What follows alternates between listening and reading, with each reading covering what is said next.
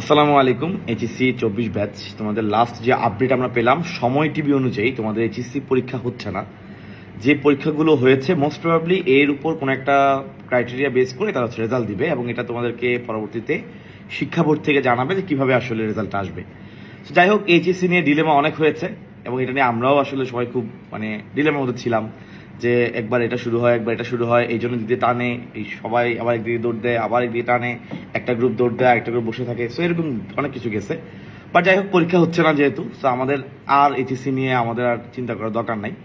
আমরা ইনশাল্লাহ ওয়েট করি তার ডিসিশন দিক। আগামীকালকে থেকে ইনশাল্লাহ আমি আমাদের মেডিকেল কোর্সের কাজ শুরু করে দিব। ইনশাল্লাহ তোমাদের আগামীকাল থেকেই টার্গেট ডিএমসির টোটাল কাজকর্ম ইনশাল্লাহ শুরু হবে।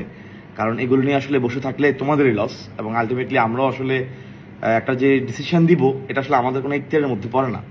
তো আগামীকালকে থেকে ইনশাল্লাহ আমি এবং হৃদয় মিলে তোমাদের টোটাল টার্গেট ডিএমসি যে কোর্স আছে এবং এর যে ফ্রি ক্লাসগুলো আছে বা যত রকম প্ল্যানে আমরা সাজিয়েছিলাম ইনশাল্লাহ তোমাদেরকে হয়তো বা আজকে রাতে বা কালকের মধ্যে দিয়ে দিব এবং ইনশাল্লাহ কালকে থেকেই আমরা আমাদের ক্লাসগুলো শুরু করব।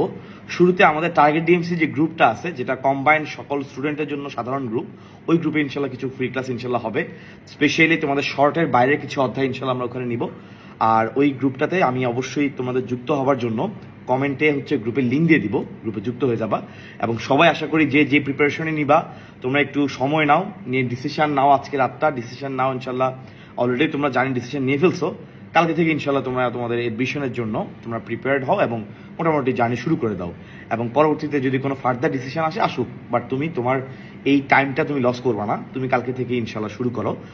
স্বাধীন বাংলায় সবাইকে ওয়েলকাম এবং ইনশাল্লাহ আমরা আমাদের গন্তব্যে পৌঁছাবো এবং গন্তব্যে পৌঁছানোর জন্য যা যা করা লাগে আমরা কালকে থেকেই করবো ইনশাল্লাহ। আল্লাহ হাফিজ।